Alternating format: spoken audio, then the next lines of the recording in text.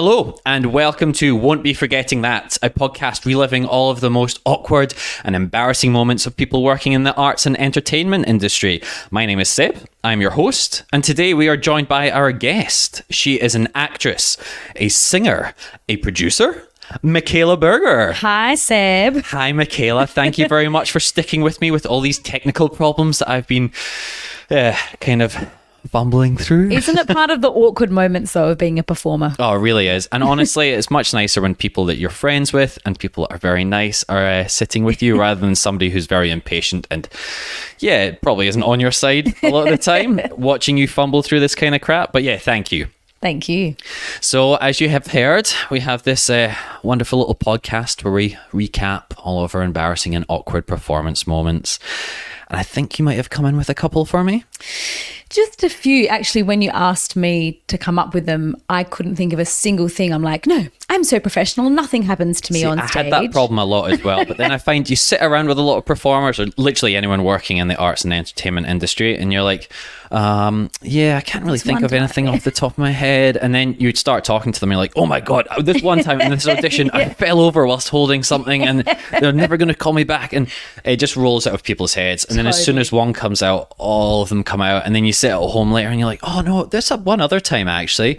I spilled water on my pants and it looked like I pissed myself. And I had to explain to costume I hadn't actually pissed myself. And that had happened once. And funnily, you just talking now just made me remember another moment, which I have to add to my list. Oh, perfect. You pissed your pants? No. I've got a lot of really good poo stories, but not related to my performing. Oh, okay. Well, that'll be for another podcast. That's another podcast. Can I be honest as well? And I'm sorry if this brown talk isn't for everyone as well. I do understand that talking about toilet stuff isn't everyone's cup of tea, but my holy grail story for this podcast, and I'll probably quit in like a Deadeye style way when he got Tom Hanks on. Yeah. As soon as I find a story of someone actually shitting themselves, that is when I can retire from this. Damn it. I wish I could have bought that in for you because I've done it many times, but something happens on stage, I think. Yeah, your body's like, do not poo. This. Yeah. Do not poo, do not pee. Like, we're going to do this, or do not vomit. Like, I've had moments before when it's just in the back of your throat. Yeah. And I just didn't vomit. I think the body goes, nup. This is not happening. I know, right? And then you're like, I push through this, and you get off stage and you're like, everything's coming out now. All ends. And again, I'm so sorry for anyone that we've just lost with all of this stuff up top. I just wanted to be clear that is the only reason I'm making this podcast. I've heard so many stories as well. I just, on a little bit of a tangent, I was chatting to this really nice casting director once, and he was sort of saying like how nervous everyone is before they get into the room, and like, oh my God, like don't be nervous. The casting director's nervous. Like everyone's just there, have fun at the end of the day. And he was saying that he was casting for this really big action film, and there was a guy sitting in the waiting area just outside, and he was so worked up and so nervous, and then he just had to leave. And I was like, oh my God, what happened there? And he shit his pants because he was that nervous. So, look, it happens to the best of us at the worst of times. I don't think he was actually seen that day. I really, really hope he was seen again and didn't just quit the industry, because I'm fairly certain that's what I would have done. Yeah, but shame. Fuck, that is a good story. Such a good story. We need to find him to get onto your podcast. That can be also one of my tangents as far as the goals for this podcast as well. I want to find, if you know who that man is, please get in contact. Won't Be Forgetting That pod on the socials. Please let me know who you are. But yes, sorry, enough talking about shit and piss and vomit. Please tell us some of your stories. So I think I'll go in chronological order because I've got a few, and the first one was in my first production ever when I was 9 years old. Oh, so what was that, 10 years ago? Yeah, like 11 years ago, 2021. Yeah. So I was in The King and I when I was very young. That massive... The classic musical. Yeah, classic musical. Yeah. I was very young, and it was a big professional, the first massive tour of Australia in 1990 something. So it wasn't just like a little high school, or not even high school, like a little primary school. No, it was the proper production with Hayley Mills. Do you know Hayley Mills? Beautiful actress. No. And Tony Mourinho, and it was amazing. I mean, the experience was like, that would be actually insane. Changed. At it made me 9 years old. Yeah. Oh my God. I remember the first show, and I was so nervous, and I said to the techie, I've got these butterflies in my stomach, and she's like, that's nerves. And then I was like, yeah, and I was addicted from then. Yeah. But I had this my character, have you seen the movie? Yeah, even? Like the old movie, 50s or something like that. Yeah. So remember one of the children lifts up her dress to see what's underneath. Yeah. Because she's got these massive period dresses on. And so one of the kids, and that was my role. So you come out, Yep. meet her, and then I'd lift up the skirt and then run backwards. Yep. So on... facing forwards, running backwards? Yes. Right. Okay. So on the I think it was the first or the second, or maybe it was even a week in. It was a few years ago, so I can't quite remember. That's quite all right. But early on in the production Yes. run, I lifted the skirt because it always got a laugh from the audience. Yep. I lifted the skirt, ran backwards and tripped on my skirt and did a somersault backwards, and then my stage mum kind of grabbed me, scooped me off the floor, and the audience all clapped and cheered. Aw. And I was like, oh my God, as a kid, you're like, that is so embarrassing. Oh, that's the end of your world right there. End of my career. I know. Like 2 You'll weeks never in. see me again. I can't do this. It's too embarrassing. I was so embarrassed. And then the producer was there that night. Yeah. It was, how bad am I? I can't remember names. It was a big Tim Rice. It was a big Tim Rice production. Names okay. But they came up to me afterwards and they said, can you do that every night? Oh. So then I had to put in falling over into every show for the rest of the season. As a 9-year-old, do you know how to fall over properly? No. But as a And as a 9-year-old, stunt, you're so bouncy. Well, also, I'm very short already, and I was very close to the ground, so I didn't Yes. have very far to go. Yeah, but that's it. that was Always jealous of, I'm in stunts myself. I'm always jealous of the shorter ones. They have so much less distance to fall. It's true. It's easy to fall. 6 foot and it bloody hurts every time. So that was my first little story that I would I'll never forget that, because it was also, I think because it was also that production was such a significant sort of marker in my career. Well, that's massive. If I got that role now, I would be like, this is the biggest thing I've ever done in my career. I know. Doing that Well, at 9. yeah, it was on my CV for a very long time. I'm like, I was in The King and I. Oh, what year? I played one of the Pre-2000s. children until I was 25. You pass as a child now, yeah? I actually probably could. Yeah. I have played 19-year-olds a lot, but now I'm 40. So I know I don't look Never at tell, do not I, a Sid? day. No, Michaela did ask me to say that before we got the podcast, though. Yeah. But yeah, no, you could pass for a lot younger. I unfortunately am going quite grey now, and can no longer pass for people even my age. Sid, I what often about get hair put up. dye? Hair dye? I know, right? I can't afford hair dye on a bloody Come on. podcaster's wage. Just from a box, a $10 Oh, box. so this is a little bit of a tangent again. I worked on this one show with an interesting character, and they were also going grey. And look, go grey naturally, it's fine. Like, especially if you're of that age range, I don't think anybody really cares, to be honest with you. But he had classy. dyed his hair overnight with a $10 box. Shit. Halfway through filming, so he was grey. Oh, that is not and a then good he's no idea. longer grey. Dyed his hair and his beard Oh, no. purple. Noticeably purple. Oh, my God. Just accidentally. Well, yeah, because Obviously it's not on the really cheap dyes, and it's dyes the scalp, and it's Oh, my God. oh, and he had a conversation with somebody that was like, "Oh, yeah, your hair looks a bit different in this light," and they were spending ages like, "Oh, I don't know what's going on," and just like, "Oh God, that was the poor guy. secondhand embarrassment." I'll give you the name of the one that I use. Oh yeah, okay. Well, thank you very much. Very good. You give us that just now. I'll see if we can get us a sponsorship. Herbatint. Herbitant, if you can hear us. From Yarraville please Health do. Food Shop. Oh, perfect. No, it's all right. No, I don't know about Yarraville. No, they might be good. Yeah, very Yarraville good. Health Food. Oh, okay, Very cool. good, yeah. No, they can sponsor us as well then. Yes. Perfect. All right. So don't dye your hair with cheap stuff. No. That's a good takeaway from there. Very good. Anything past the age of 9 that you found yourself particularly embarrassed Oh, by? yeah. So the one that you just triggered my memory was I had an audition, because I forgot I've had some doozy auditions. Oh my God. Jesus. I think that's genuinely where most of the stuff comes from as well, because auditions, you're in there, and for anyone that's not in the industry as well, you kind of are super desperate to book every job, but you You're never so want to seem desperate to book my every God. job, and you go in and you want to stand out from the hundreds of other people they're seeing that day, Yeah. and you want to go in and be quirky but not too quirky, but really know your lines, but still be able to like riff in any second. Totally. So it's just so much going on in your head, and you have Yeah. 5 minutes to make a great impression. Yeah, it's intense. But this one was a dance call first. Oh fuck. And you see, I came on the dancing. I say dance because I'm from Adelaide. Dance. I came on the dancing sort of road track after I'd done The King and I. So I did The King and I, then I auditioned for The Wizard of Oz because we were lucky when I was that age, all of these really big productions where they had kids. Yeah, that's so impressive. Yeah, it was really cool. And they were really lovely with The Wizard of Oz.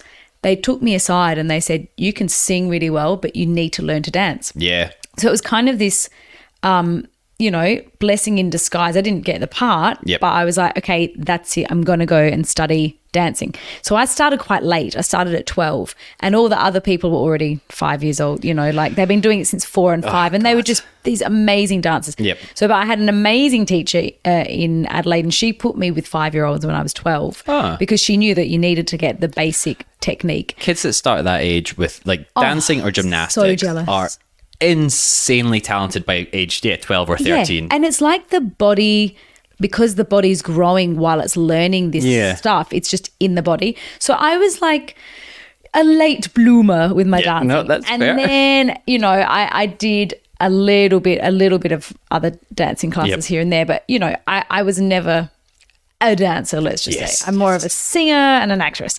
So I went into this audition and it wasn't cattle call. It was like you had to be invited to the audition. Oh. But it was still, there was a lot of people that they got to the audition. Yep. And it was a company in Melbourne. So I was like, okay, I'm going to get myself a new leotard. Oh. And because I've got to look a little bit sexy, but also I've got to feel comfortable. So I got this this kind of tiger skin. What the hell was I thinking? Like tiger skin's tiger skin or leopard skin, whatever. Again, that's how they remember you. I was like, I've got to stand out. Exactly what you're saying. I've got to stand out. So leopard skin thing. And I thought, well, I don't really have boobs. I don't have big boobs, but I thought I better, put something on so they don't come out. So I got those stick-on, you probably won't know, Seb, there's stick-on bras. You stick on each cup. I have seen them before. Right. Yes, okay. That's right. So you stick it on. That's all that's there to keep it on is stickiness.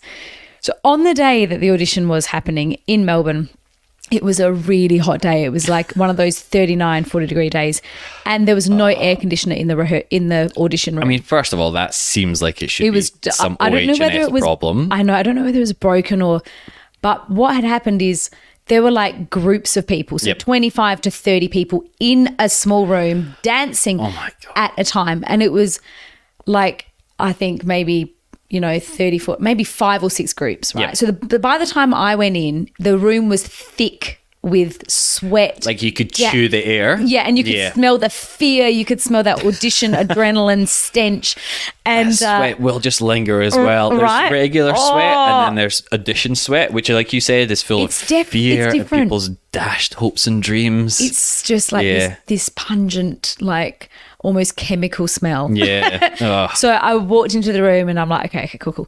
But in the meantime, all the people auditioning, the girls, they're like standing there lifting their legs above their head, just, to warm up, stretching. Amazing. And I'm watching going, I'm actually fucked. Yeah. I'm actually fucked. But anyway. When was this, if you don't mind me asking? How old were you? I would say I don't know whether it was before I went to London or, I think I was in maybe 24, 25. So I wasn't that old. No, I'd been in the industry for a while. Anyway, so I was already going, okay, this is going to be interesting. Then they start teaching me the dance. And I could not, they were so fast because it was this production company. It was a great production company in Melbourne where they would do a show. They'd rehearse a show in 10 days. Oh my God. But it was a pro company. It's such a shame that it stopped. But so that sounds exhausting. It was called the production company. I don't know if you knew that. The Prod's cool. Yeah, they were so good. They closed down a couple of years ago, but they were prolific as far as a lot of that kind of stuff went. Amazing. Yeah. I think they do the show. Anyway, so they needed you to be able to learn really fast. Yep. Now, if you give me a dance, I go home. Practice it 1 million times. I can come back and do it. But I was in the room just watching the choreographer going, I don't even know. I can't do the first 3 moves. And so imagine me. Also, I'm quite small. I'm 4'11". Most of the people in the room were above 5'4". They were these gorgeous, tall, lanky, amazing dancers. So I'm in the middle of this whole pack of 30 amazing dancers. Yeah. Cannot even keep up with the dance. So I'm like spinning, spinning. And I'm just like, this is so embarrassing. Luckily, the panel wasn't in there yet. They were just teaching us the dance. Okay. So I'm actually in such a like confused state that I'm just laughing. Okay. But like by that time, I'm just like, I must Manically look like laughing? I must look like an absolute dick. And the thing is, because of dancing training. Yep. Now I'm saying dancing. That's weird, isn't it? I mix it up. Dance. Who knows? Because of the training, you got to keep smiling through it. So Oh, okay. I'm smiling, pretending that I know what I'm doing, and I've got no idea. Then they start going, okay, everyone go to the corner. They teach you this like 1 minute speed dance. And I'm like, I can't even. Now, 1 minute doesn't sound like long, but if you're ever doing anything where you're Very fully long. exposed like that and where there's like, like 50 different moves in it, that is the longest time on earth. Unbelievable. And then ending in the splits, and I cannot do yeah. like I can't do splits. I'm so inflexible in my hips. Anyway, kicking to hit your nose. Oh. So then they go, okay, do it 3 at a time. And I'm just like, okay, fine. Okay, just hold your breath. You'll be fine. And I basically just made up this dance. And I don't know how they all kept a Yep. straight face. So this is just in the rehearsal space. Yep. By then, everyone is completely sweady because of the Just temperature a mess. in Yeah, the room. for sure. And Nerves, like anything that's adding to you it's just perspiring. gross. Yeah. And then, of course, the air conditioner's not working. So then you go out and wait, and they're like, okay, you're going to now all go in and do it for the panel. So that's like this. And I'm like, should I just leave now? And the whole time I was going up to them saying, hey, I'm a singer. Yep. I'm not, can I, skip this round? They're like, Yep. no, you have to get through this round because they needed people. Oh, wow, You okay. have to get through this round to then get to the singing, which is quite, it's normal, really. Is it? Okay. Yeah, with musicals, the musicals I used to audition for was often dancing and then singing Yeah, right. because you got to be able to move. You got to be Yeah, able to okay, look. fair enough. And you go and see these musicals and people are amazing. I get out of breath watching them. I know, Just like- seriously sitting there and watching people doing, I don't know any of the names, triple like spins and stuff Yeah, like that, and then yeah. holding a note for a minute at a time as well. Genuinely amazing. So impressive. Yeah. So usually, when I was auditioning back then for musicals, they were prioritizing the dancing and stuff. Yep. So anyway, we go in. By then, I'm very sweaty and my sticky boobs start to lose the stickiness. Are and- they those like chicken fillet kind of Not things? really. They're No? more like, they're just like this sticky film on the back of a normal. Oh, I like can't some even- Hollywood tape style stuff? No. It's like imagine a cup. Yep. No, what? No, like imagine like a. I shouldn't say. Michaela's trying to show me with her hands on a purely audio form. It's so like this is good. like you're cupping your hand, Yep. putting it over your boob, Okay. one of them, like one on each. Yep. So because of the sweat and the heat, they start slipping a bit, and it comes to my turn. Literally, one of them slips out of my as I do one of my spins that I thought was supposed to be a spin, but probably was in the wrong spot. One of them slips out of my leotard onto the floor Oh my God. during my. When they okay Was this in front of the panel? in front of the panel. I'm so sorry. That is so good. And I was just like, well, what do I do? And they were laughing, but trying to hold it in. But I was just like, I can't dance for Yeah. starters. My slippery Your stick boob on just thing fell out. has just Yeah. fallen out. And like, what am I supposed to do? So I literally just kept doing the routine that I didn't know and kept smiling right to the end. Oh, I mean, And then I turned around, picked up my floppy boob off the floor and walked out and was like, I'm never coming was it back a here. casual walk away where you kind of like pretend to stretch and pick it up, or was it just like a very like definitive pick this up? I'm I out was here. just trying to be like, I knew that was going to happen. Everything's okay. I picked it up and just walked out the door. And I was like, I'm never auditioning for this company again. Fair enough. That is. I mean, they probably Fantastic, though. They probably wouldn't have like remembered if I came back and did something else. But Yeah. I was like, this is not good. Yeah. So thanks. You just reminded me of that. I see. Oh, you're I quite reckon I welcome. blocked that out because Some of this stuff you repress so much, right? And again, this is. the I mean, auditions. I wouldn't say it's a form of therapy, but it's a form of therapy. It is definitely. I You just reckon get it out into the world. And you're like, it's out my brain now. I'm just getting rid of this. This is definitely a form of therapy. I mean, now all these auditions are coming back because I had another one before I think that one was after I came back from London. So Okay. I had done more dance training. Yep. But I had one before I went to London.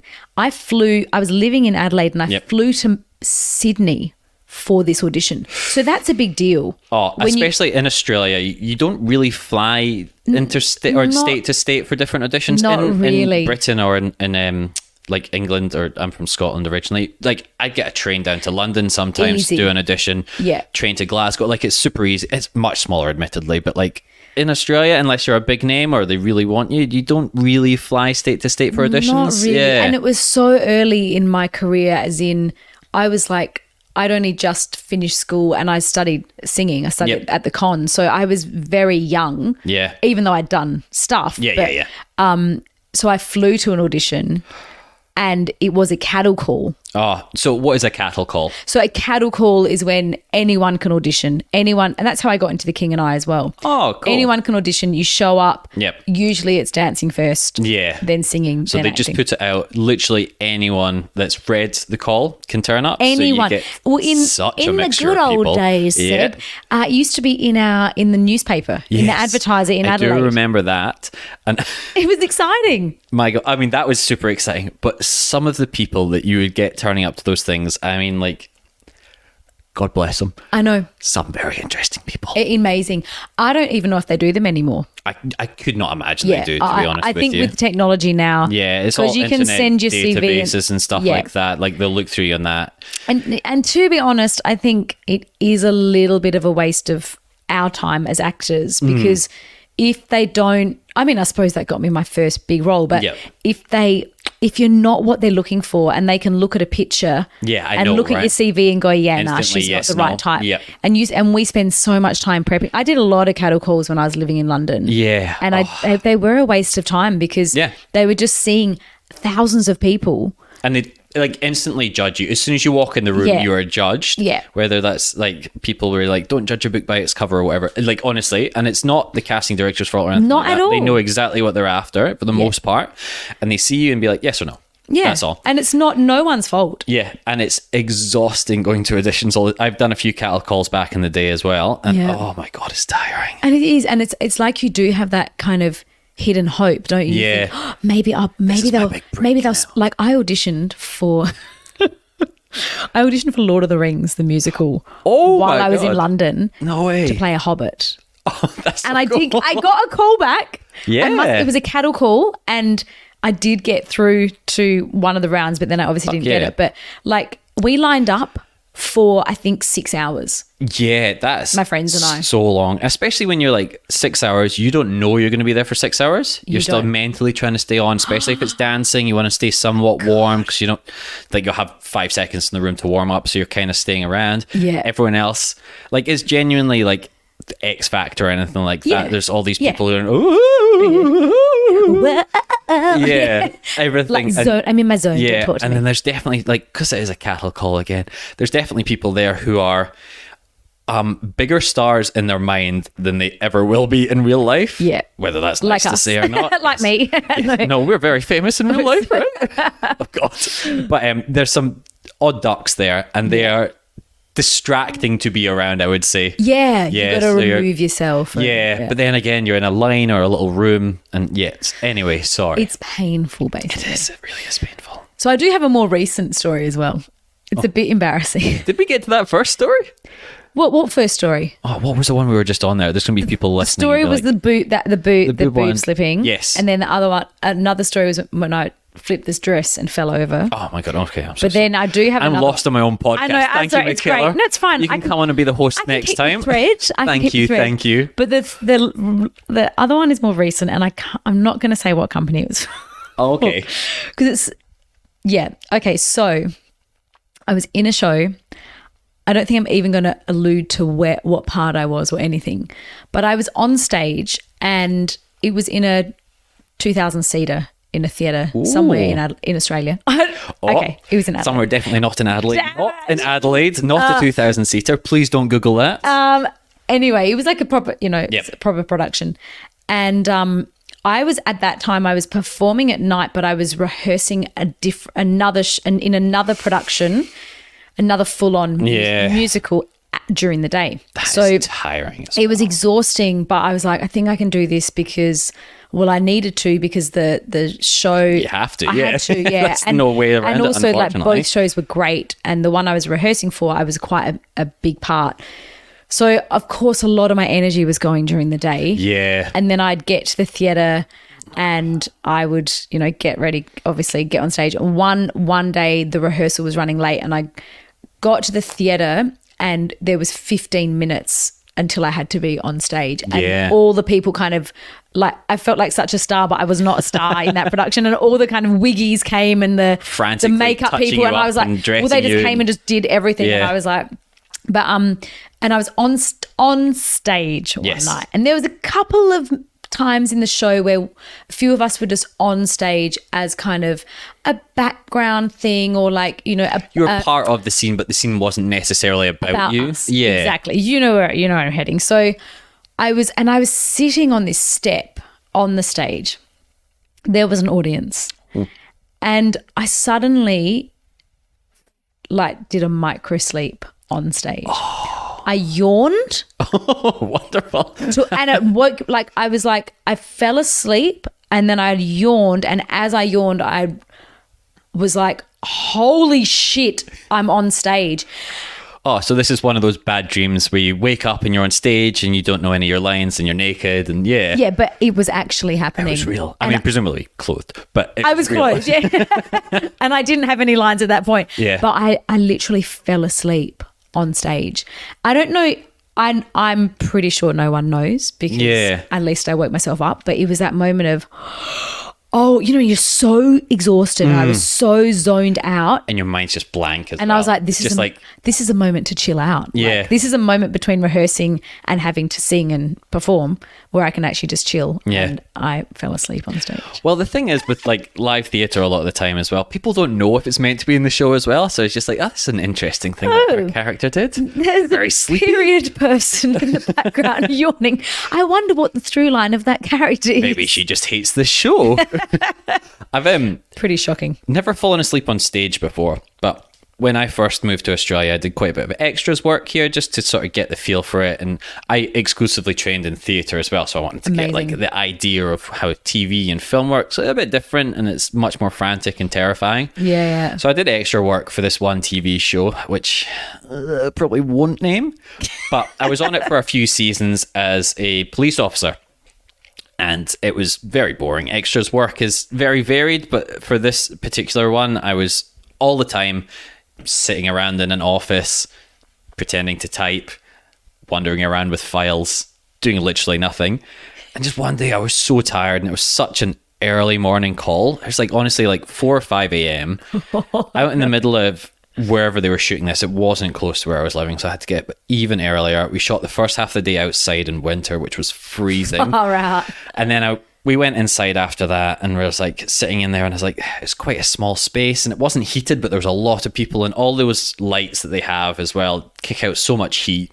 I was like, oh, this is really warm. It's really tired. I had to sit at a typewriter, deep background. So I was literally just a blur. Sit at a typewriter and not actually type because I would fuck with the sound, but pretend to type and whatever. And I could just feel myself doing that slow head nod and then waking up and that even slower, and just did that for a little bit.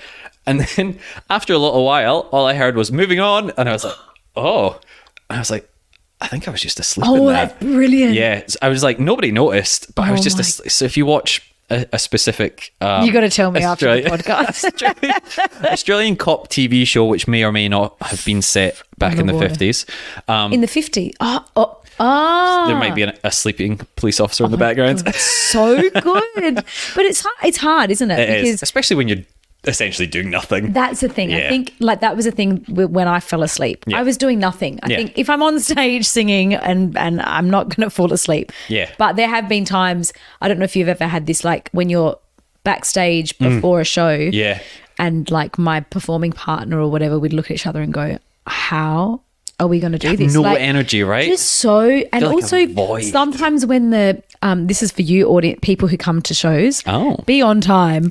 Sometimes when the audience, for God's sake, when it says it starts at 7:30, that's not when you arrive at the theatre. Exactly. That's when the show starts. Because when it's delayed, when you're sitting backstage, you're ready to go on at 7, and you get that. Okay. Yep, you get that kind of done, ready. Yep. Burst of energy, burst of energy through your body, and then the stage manager comes back and says, "Okay, we're gonna wait 10 minutes," and you're like, "Are you kidding?" I know. And there are times when And it does, as soon as you get on stage, it's fine. But there are times when I'm literally sitting backstage and I'm like, how am I actually going? Where am I going to summon this energy from? Especially when you're in long runs, like when you're doing things for months, and when you're touring and the traveling alone. Because you do a fair whack of touring just now as well. I do a lot of touring, yeah. and it's a lot of sleeping in. Like the recent tour we did, it was great with Rouge in Perth. Very impressive circus show for adults. Amazing as well. I show. cannot recommend that show enough. It is an amazing show. It's actually, I love it. It's actually, I think it's so much more than what you might think. If you see the publicity, I think it's so much more. You get so much more out of that show than what you can imagine. And especially with just a lot of shows as well, which are like very impressive tricks, but don't have maybe the most interesting through line or anything like that as well. Yeah, no, I love Rouge. Any chance I get to get a free ticket, I will be there. I'll give you one, fine. Oh, thank you. But just recently in Perth, we had this really great setup where we all had our own apartment, which is a real luxury when you're touring. But having to stay with performers sometimes in like the same room as them. Oh no, I haven't shared room. Oh, have you not? Years. Oh no. my god, I've shared rooms with performers, and let me tell you, wow. Oh my god, some of the smells that come out of like incredibly fit-looking people, it is unbelievable.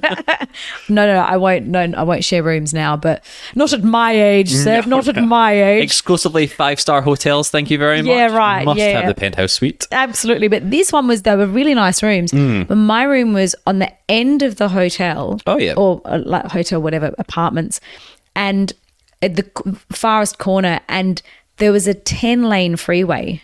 Oh, next to the hotel. That's a decent sized freeway. It was huge. It must have been one of the main, and also on the wall of my apartment were all the air conditioning units for the whole thing. Oh wow. So the first night I got there and I was like, why are my ears, you know when you're in a car and you put one window down and your ears? Yeah, you feel like they're vibrating. And that was happening to me in the hotel room. I'm like, this is what the hell is going on? Yeah, that's a good effort. Couldn't sleep at all, and so I had to go down and ask. Like the next day, they moved me to the back of the hotel. Oh, that's much But nicer. see, stuff like that happens. Like when you're traveling a lot, and you have also when you're like one night here, one night there, you don't have time to change rooms because you're just in a room and it's noisy. You're literally there, sleep, up, check out, and going to perform. Yeah, and so I have a face mask and earplugs. I've got like all the tools. Very smart. Because very smart. Like on top of the performing, if it's lack of sleep as well, you're just like, oh my God. Losing your mind. We actually did a little show last year. We did. In Toowoomba, of all places. Yeah. A little dinosaur kids show.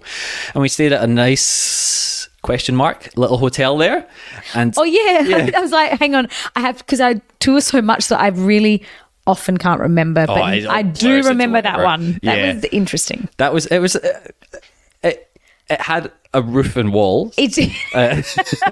But I was in the bathroom and I was like, it was at night time. I was like, I can see light coming in from somewhere. And the corner of the bathroom, the connecting walls, just had a big enough of a crack that I could see to the outside. And I was like, that's interesting. And that's also the same bathroom where the previous occupant had somehow broken off the soap holder, like a thick tile soap holder from the wall. And I was like, wow, this is an interesting place. Crazy, isn't it? Yeah. You do have to kind of get very good at zoning out, like when you travel that much, don't you? You've sleep got to with headphones in, and like you said, I just put a pillow over my head. Yeah, I'm just like, I just don't get rid of the outside world. I do have a little routine though, like when I get into apartments and hotels when I'm touring. First thing I do is I turn the TV off. Yeah, right. I unplug it because of that light. I'm so sensitive. The little red light. Yeah. Or at one stage I was traveling with Gaffer and I would just cover all the little lit up things. Oh. And if there's a fridge and I'm not using, if there's a fridge, I sometimes unplug it at night because it's so annoying. That little weird hum. Yeah. And then I got this really good tip off someone I was touring with years ago with Patch Theatre. He used to do a fruit bowl. Oh, yeah. Everywhere he went. And it kind of gives you a little bit of continuity. So I always now do a fruit bowl. See, I've heard people say that with candles, but I don't eat that much fruit and I don't like candles that much. So I also probably don't travel enough to actually need these little creature comforts. But when you're on the road all the time, I fully understand. You do. You do. And I think like living out of a suitcase is actually very good as well because you get, every time I get home, I'm like, right, what can I throw out of my wardrobe? Like I really enjoy getting rid of things me as well. too. Like, it's perfect. My favorite thing. But saying you've been touring a fair bit with Rouge over the past, few years now, is it? Yeah, that was since the end of 2020. Oh, yeah, 2 years. Yeah. Wow. So that's, again, absolutely fantastic. Like a circus show, so a little bit different from the musicals you're sort of grown up in by the sounds of things. Yeah. And it is a little bit more adult orientated as well. So very adult. Yes. Do not bring the kids, you will fuck them up. I do not think kids would even be allowed in there. No. Have you had any sort of interactions or anything happen with that kind of more of an adult crowd, which might be a little bit more on the sort of strange side? Yeah. Oh, God, so many, Seb. And I just can't even, one of the girls recently got slapped on the ass by an audience member during the show. Yeah. Like weird shit happens. And this goes without saying. It's inappropriate. Do not touch performance. Like, that is crazy that you have to say that. Do not touch us. I don't know what Michaela's doing to audience members. We usually ask if we can. Yeah. And touch you as well, like hold your hand or something on like your that. head. Yes, yeah. I often go out and rub, if I see a bald guy in the audience, I often rub his head So this for good luck. Unfortunate for bald people as well. I'm so sorry. I used to work in a theatre restaurant, and one of the theatre staff every night would go around and find a bald person and polish their head with a little microfiber cloth. So yeah, if you are bald, you probably will get picked on a little bit more. Wear a hat. Wear a hat. Yeah, just in regular life as well. No, I'm joking. But Rouge, we have some like doozy stuff that happens on stage sometimes as well. Like, one of our guys, snapped his bicep. Yeah. Mid-show. Not awkward or embarrassing, but that's just horrible. gross. We've had some bad accidents. Yeah, I was even there for a couple of them as well. And there's nothing which turns your stomach quicker than seeing an accident of like some incredibly talented performers as well. And like, accidents do happen. Like it's such a high risk job as well. Yeah. But my God, that's just, one did happen. And I'll tell this story for him. So a certain mutual friend of ours who's also in the show. Yeah. There was this pretty bad accident at one of the opening nights of Rouge. And the MC and mutual friend of ours in the show came out straight afterwards and was like, all right, did everyone enjoy themselves? How was that? And there was just dead silence from the audience. And he was like, all right, so we're going to end the show now, blah, blah, blah, and does this little bit and goes off stage. And then because he didn't know. He was backstage doing push-ups. That it had happened. So he didn't know this accident had happened. So the accident happened and the performance just left straight away. Like and a girl, she got smacked in the face. She like, did. Very bad. unfortunate. Yeah, it was pretty bad.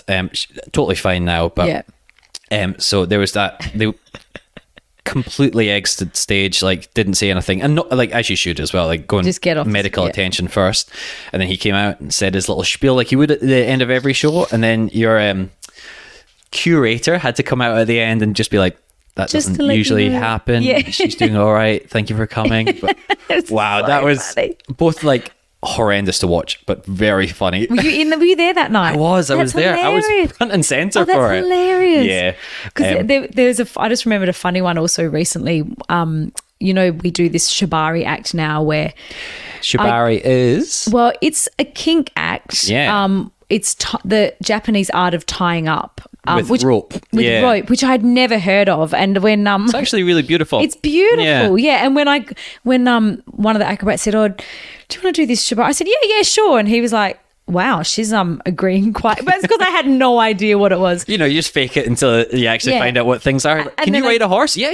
No, of course. Isn't that our life though? Yeah. No. And then we got to he said, "We'll have some people training us," and then I was like, oh, this is what it is. But anyway, and it's really elegant. And there was one venue where they didn't have a fly tower, so they couldn't, what's it called? Like they couldn't, rig. Should know. Yeah, they didn't have a rig. Yeah. There you go. So rig just means essentially there's something above that you can hold weight off of. So that's where your lyras or your silks and stuff will base themselves off of. Yeah. So they would usually, he would tie me and then hang me from the rig. Yep. But there was no rig. So we had two of the other guys come and hold a massive bamboo pole. Oh, wow. Okay. It was quite cool. So I was hanging and singing, and then one of the girls in the group. Oh, yeah. She was on one side of the stage and she's like, oh, I've got to get to the other side of the stage. She thought she was walking behind the curtain. Oh, no. And she walked straight across the stage, and then she realised, looked at the audience and went, oops, and then kept walking.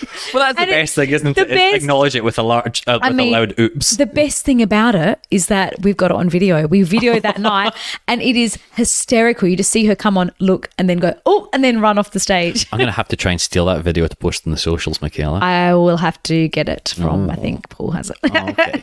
Well, I'll see if I can find that for everyone's viewing pleasure. Yeah, it's brilliant. Yeah. Oh, and then there is one that happened recently in Perth where there's a very fun act where we all kind of, you know, a bit rough with each other, but in a really playful, fun way. And I slap one of the girls' asses. And because I'm mic'd, like I'm singing throughout it.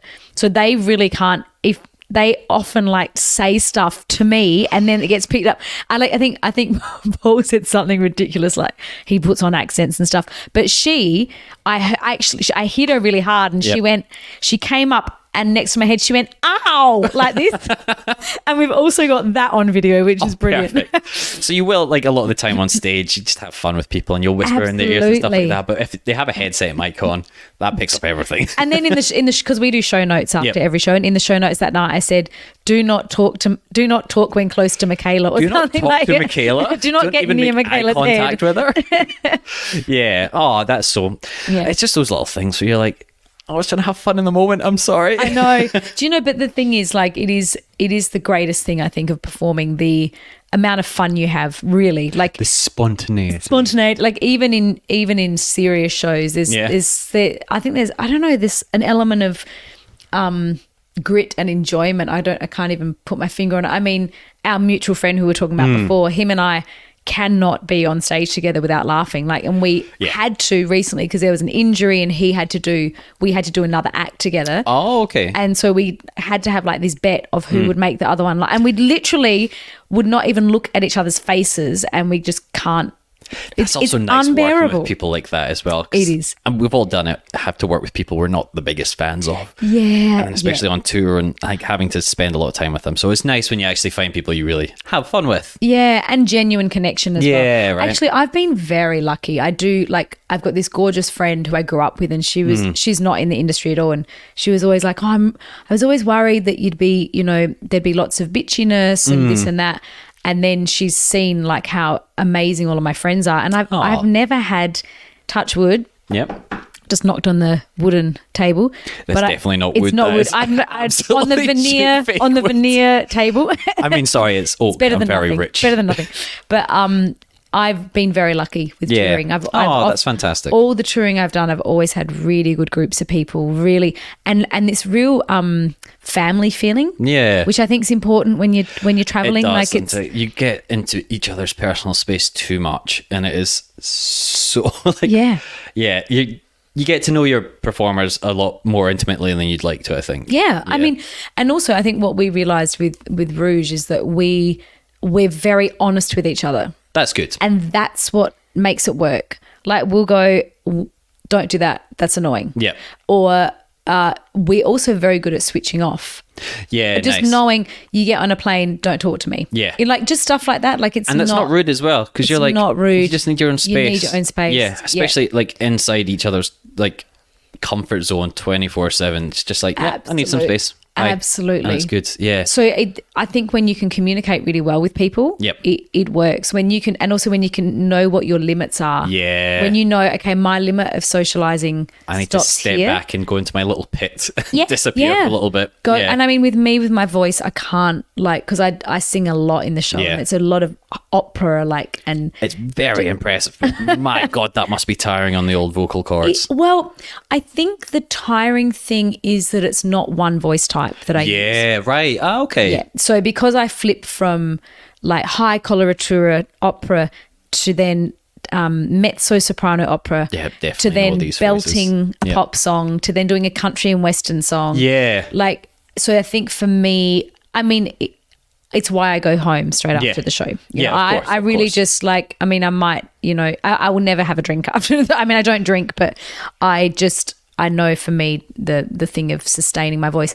But the reason I'm saying that is everyone is so understanding. Well, I mean, they pay me out about it so much, but that's the nature But in like of the a group. nice way. But they to understand. your face. If they're doing it behind your back, that's when they don't like you. Exactly. Yeah. But they understand, and they'll track me, making sure I get home safely. And, you know, like it's a real, everyone just knows what everyone's limits are in some ways. And if we want to push the limits, we can, you know, if you want to piss someone off. The extent. Exactly. But yeah, I think that for me, that's the beauty of this specific for Rouge, that show. It's just so... Yeah, everyone just gets on. Yeah, and that's everyone's so nice. honest. And if you're pissed off with someone, you tell them. Yeah. Like, it's as easy as that. It's almost like open and honest communication is healthy. What? I know. What? That is strange. Well, speaking of Rouge and all your touring shows, where can people see you in this coming year? Well, I'm actually going it's a good year for me, which is really good because it's the first year since the pandemic that I can look at my diary and go, I've got work, because you know 2020 I was booked out for the whole year, and then oh my it God. went to shit. I mean, it goes without saying 2020 was pretty rough for a lot of people, and horrible. not to equate performers to like the worst affected, but we lost so much work as well. I mean, yeah, I think that I don't know about you, but the scary thing was we lost the work. And you just didn't know if it was ever going to come back. Yeah, I know. I was like, oh my God. That was the end of live performance as well. Yeah. And I was like, oh my God, what can I train in? I don't know how to do anything else. I know. It's like, do they need me to act like a complete dickheads on a building site? Can I be a lawyer now? It's so yeah, this year, like touch wood again, touch the veneer wood. Yes. It's looking good. So I'm doing Adelaide with Rouge and another show called Simply Brill, which is fantastic, really beautiful show that I helped create with Amelia Ryan and Michael Griffiths. Oh, wonderful. We did it for the Adelaide Cabaret Festival this last year, 2022. And we're doing it 4 shows for the Adelaide Fringe as well, amongst Rouge. So Rouge is also Adelaide Fringe as well. Rouge Adelaide and Fringe. That's February? February, I think 15th until mid-March. Yeah, perfect. Then I'm going off on another tour just to replace someone who's pregnant. Oh, fun. For 2 weeks. And then I'm doing this beautiful musical that I did in Melbourne last year called Driftwood. Oh, wonderful. It's really gorgeous. And it's a true story about a Melbourne family, a Jewish Melbourne family. And Tanya Dijon is the producer, and she's in it as well. And she's a writer as well. And so we're doing that in Sydney and Melbourne next year. Way. Which is this year? Sorry, we've just clicked over 2022 to 23. Confusing. You're doing it this year, 2023? 23, so that will be in Chapel Off Chapel in Melbourne. Oh, wonderful. And then I think it's Parramatta in a few different theatres in Sydney. In Sydney, yeah. What time of the year are we looking at We're roughly? talking about April, May, June. Oh, cool. And then I'm going to New York. Oh my God, what are you doing in New York? I've just won a scholarship. Oh, what? No shit. I hope I'm allowed to say it, but yeah, to create a new show and study. Holy shit. Yeah, so that's very exciting. And then the end of the year will be my own show, A Migrant Son. Oh, fantastic. And then we'll be touring Simply Brill again. And just, I'm still waiting for the end of the year to make some kind of formation, but I'm sure it will. Well, everyone can keep up to date with all of your movements and all these, by the sounds, 1 million shows and dates. And it's so confusing. Like I don't even, like, my husband's like, I can't keep up with you. I'm like, I can't keep up with myself. No, this is the most I've ever heard of anyone having work in the entertainment industry really? consistently. It's very impressive. I'm very lucky. But if people want to find dates or even just find yourself, where can they find you? Yeah, so you could go to Instagram, the Michaela Burger. Michaela Burger. That was Paul's fault, because he said, because I was Michaela Burger 1. He said, you can't be Michaela Burger 1. That's ridiculous. Basil may or may not have been our mutual friend. We were bagging out earlier. Oops, sorry. So the Michaela Burger. That's probably the best place, but also my website, michaelaburger.com. Cool, perfect. Burger like hamburger. Yes, actually spelled the same way as well. Yeah, so Burger. Yeah. Can't forget that. Michaela Burger. So go and check out michaelaburger.com. Absolutely. For all of your tour dates and all of your info on there. Yep. And got to go update them now that you've said that. Yeah. Well, the things we do, isn't it? I know. We are our own administrators as well as performers. And everything. PR team. Yeah. Anyway. And people can see you as well in an episode of Aftertaste on ABC iView. Yeah. Was it episode 3 or 4? I can't remember. You just have to find it. Yeah, actually watch the whole thing, because it is actually really very funny. Good. Yep. And what I liked about it is it's different. It's not a typical Aussie comedy. Like I really liked the writing. Really liked the writing. It's very funny. And I think it's hilarious. It is, which is always good for a comedy show, I'll be honest. Always good. Because sometimes they're not. It's not. I know. Sometimes sometimes I watch stuff and I'm like, oh, I'm kind of making myself laugh. But there's some really weird. You don't even have to make yourself laugh. Yeah. Wow. There's some stuff in there, isn't there, where you're like, this is really it's good. funny. It's genuinely good. And it's so cool that you got a part in it as well. So that was, oh my God, I was so lucky that was during the pandemic. But then also there's a lot of really great Adelaide actors in it There as well. are, because it was filmed in Adelaide as well, wasn't it? We're very lucky. Yeah, perfect. Well, you can check out the podcast on Won't Be Forgetting That Pod across most of the social media platforms. If you did enjoy this as well, a 5-star review would be lovely, but again, I can understand if it's a little bit early on in its life for you to be reviewing anything. You can find myself, Seb Muirhead, Muirhead, across most social media platforms. If you're listening in America as well, I'm fairly certain I'm in the next episode of La Brea. I don't know if I'm on the cutting room floor or not, so we'll find out in the next episode, but yeah, check out there. And again, thank you very much, Michaela. Thanks for having me, Seb. Cheers.